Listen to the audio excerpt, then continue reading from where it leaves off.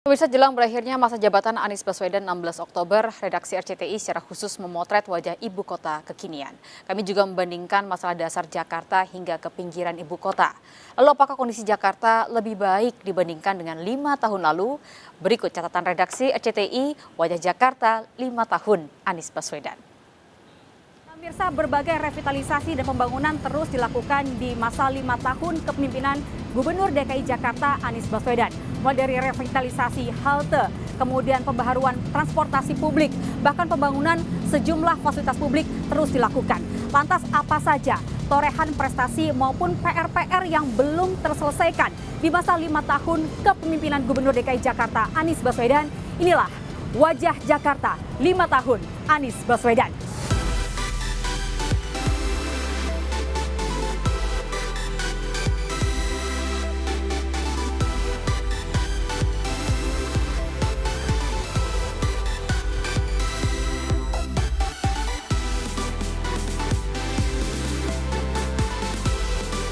Pasca pandemi, Jakarta kembali menggeliat, begitu juga kemacetan. Program pemecah kemacetan ala Anies Baswedan pun diuji. Adalah integrasi transportasi publik mulai dari mikrobus, Transjakarta, KRL, serta integrasi MRT dengan LRT. Layanan pembayaran diintegrasikan digital, kawasan gabungan intermoda dibangun dan dibuat cantik untuk penumpang dan konten kreator. Perjalanan di Jakarta sangat tinggi, mencapai 21,9 juta per hari dengan jumlah kendaraan bermotor 15,3 juta perjalanan per hari. Namun dengan transportasi massal yang terintegrasi memudahkan berpindah cepat dari kendaraan pribadi ke umum atau antar kendaraan umum.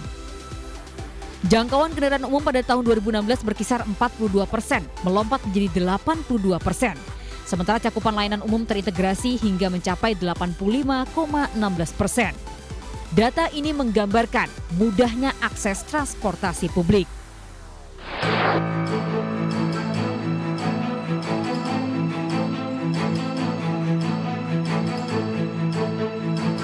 Masalah banjir seperti menjadi kutukan bagi setiap pemenang Pilgub DKI, tak terkecuali Anies Baswedan. Apa saja yang sudah diperbuat oleh Anies untuk menangani masalah dasar yang satu ini? Pemprov DKI mengeruk lumpur danau, sungai dan juga waduk di 5 wilayah kota, mengerahkan alat berat 3 kali lipat dari kapasitas biasanya. Untuk mengendalikan limpasan air hujan, Anies membuat kolam penampung air sementara di jalan raya. Pemprov Jakarta juga membangun instalasi sumur resapan serta mengimplementasikan taman tampungan air. Di pesisir utara, Anies membangun polder untuk mengatasi banjir rob yang terdiri dari kombinasi tanggul, kolam retensi, serta pompa.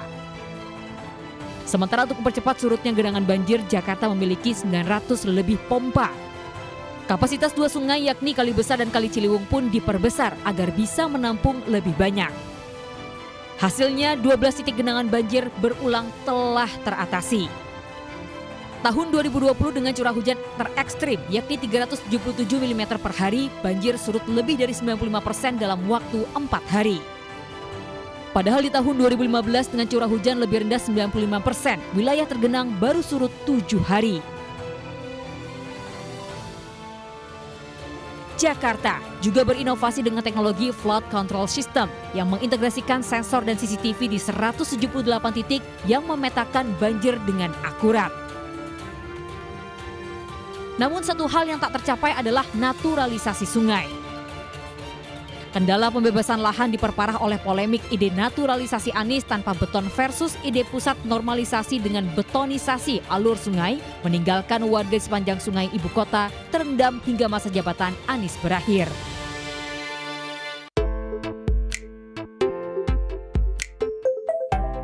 Soal ruang terbuka, Anies membangun yang disebutnya sebagai ruang ketiga. Anies memperluas ruang terbuka dari 12,12% di tahun 2014 kini menjadi 30,92% dengan luas 664 km persegi. Taman Eco Park di kawasan Tebet seluas 7,3 hektar ini selalu dipenuhi warga meski terganggu masalah parkir. Taman ekowisata dan bermain anak ini menjadi tempat favorit baru warga DKI karena luas dan teduhnya kawasan ini di tengah kepadatan Jakarta.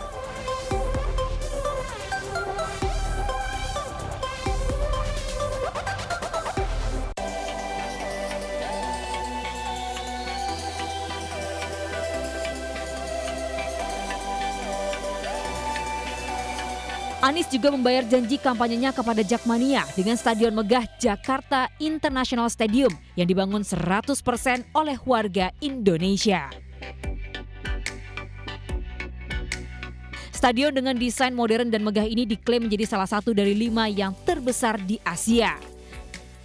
Berdiri di atas lahan 22 hektar, JIS mampu menampung 82.000 penonton.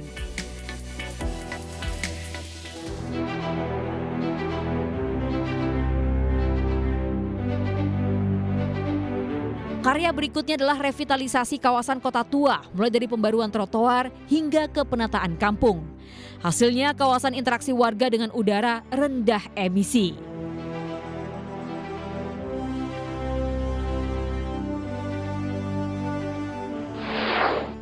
Ruang terbuka juga menjadi perhatian di era Anies adalah pelebaran trotoar untuk pejalan kaki. Bahkan Anies sempat mengklaim dalam 3 tahun kepemimpinannya, revitalisasi trotoar sudah dilakukan di sepanjang hampir 305 km. Namun ibu kota sebetulnya masih memiliki sejumlah masalah mendasar yang belum berhasil tertangani. Sebagian kebutuhan dasar itu masih bermasalah karena membutuhkan dukungan penuh pemerintah pusat.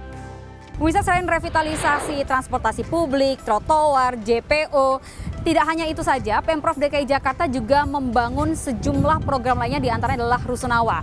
Pemprov mengklaim bahwa dalam 4 tahun terakhir total terdapat 33 tower Rusunawa yang berhasil terbangun atau menjadi rekor selama 4 tahun. Nah, tidak hanya Rusunawa, Pemprov DKI Jakarta juga menyediakan sederet program hunian lainnya, diantaranya adalah Kampung Susun, penataan kampung, serta rumah dengan DP 0 rupiah.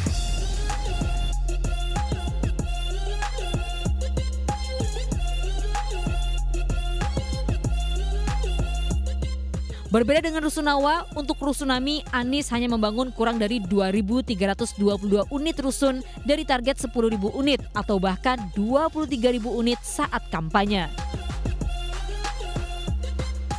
Rusun ini awalnya dibuat utamanya untuk mengurangi kampung-kampung padat ibu kota. Namun hingga akhir jabatan Anies, program ini tidak disambut pasar sehingga target 10.000 unit rusun berhenti di angka 2.322 unit rusun saja. Masalah lain adalah kualitas udara Jakarta. Polusi udara Jakarta pernah masuk dalam yang terburuk di dunia menurut situs Air Quality Index tanggal 14 hingga 20 Juni 2022. Penyebabnya adalah keberadaan 8 PLTU batubara, 118 fasilitas industri, dan 16 juta kendaraan yang terdiri dari 3 juta mobil serta 13 juta motor. Banyak fasilitas industri yang berasal dari Provinsi Jawa Barat dan Banten yang terbawa polutannya hingga ke langit Jakarta.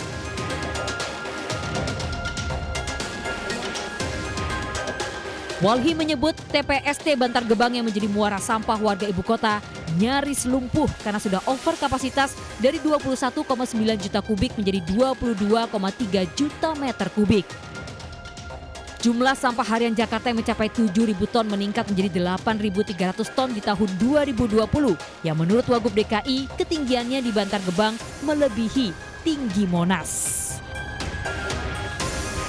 Pemirsa, sejumlah pekerjaan rumah dan permasalahan masih perlu dituntaskan. Di antaranya meski di era Gubernur DKI Jakarta Anies Baswedan berhasil membangun integrasi moda transportasi seperti halte CSW saat ini, namun tidak serta-merta membuat warga ibu kota Jakarta beralih dari penggunaan transportasi pribadi ke penggunaan transportasi publik dan membuat masalah kemacetan berhasil terurai. Selain kemacetan, sejumlah masalah lain yang juga perlu diatasi di antaranya adalah banjir serta polusi udara yang bahkan sempat menjadi salah satu yang terburuk di dunia. Dan pemirsa, tentu perlu kerja simultan dan berkelanjutan antara Gubernur DKI Jakarta saat ini dengan Gubernur DKI Jakarta berikutnya untuk dapat menuntaskan masalah DKI satu demi satu. Tidak hanya itu, juga perlu kerjasama yang baik antara warga Jakarta dengan pemerintah daerah agar membuat Jakarta menjadi rumah yang aman dan juga nyaman untuk semua.